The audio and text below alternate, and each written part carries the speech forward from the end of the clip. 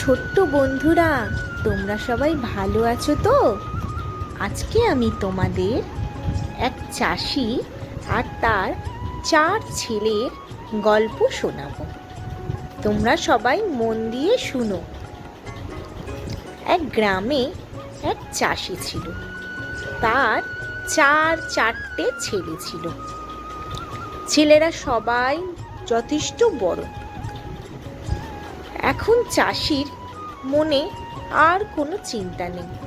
চাষির দিন সুখে শান্তিতে কাটে। কিন্তু চাষির একটাই ভাবনা, ছেলেরা নিজেদের মধ্যে খুব ঝগড়া করে। যত দিন যেতে লাগলো তাদের এই ঝগড়া ক্রমে বাড়তে লাগলো। চাষি বয়স হয়েছে, তিনি আর চিন্তা করতে পারছেন না। সে তার 4 ছেলেকে একদিনকে ঘরের মধ্যে ডাকলো। ডেকে 4 জনকেই বোঝালো, বাবা, তোমরা এরকম 4 জনে মিলে অশান্তি করো না। আমার বয়স হয়েছে, আমার আর এইসব ভালো লাগে না। 4 জন ছেলে এই বোঝানোর উত্তরে বলল, বাবা, আমরা 4 জন 4 জনের সাথে খুশি নই। আমরা 4 জন আলাদা থাকতে চাই। তোমার যা যা জিনিসপত্র সম্পত্তি আছে আমাদের ভাগ করে দাও। ছেলেদের মুখ থেকে এ কথা শুনে বাবার তো ভারী কষ্ট হলো।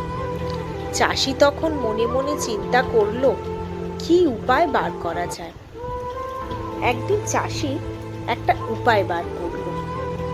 চাষি তার 4 ছেলেকে ঘরেতে আবার ডাকলো। ডেকে একটা লাঠির গোছায় 4টে লাঠি ছিল, সেই লাঠিটা একজন একজন করে ভাঙতে বলল। 4 জনের কেউই ওই লাঠির গোছাটা একসাথে ভাঙতে পারল না। তারপরে চাষি তাদের লাঠির গোছাটা খুলে দিল, দিয়ে বলল, সবাই একটা করে লাঠি ভেঙে দেখাও। তখন চাষির ছেলেরা একটা করে লাঠি সবাই অনায়াসে ভেঙে ফেলল। তারপর চাষি তার ছেলেদেরকে বলল, তোমরা যদি 4 জন ভাই একসাথে থাকো তোমাদের কোনো বিপদই আসবে না। আর যদি তোমরা সবাই আলাদা আলাদা থাকো তাহলে শত্রুরা অনায়াসে তোমাদের ক্ষতি করতে পারবে। সেই থেকে চাষির ছেলেরা বুঝলো, আমাদের একসাথে থাকাই ভালো। তারপর থেকে চাষি তার 4 ছেলেকে নিয়ে একসাথে সুখে শান্তিতে থাকতে লাগলো।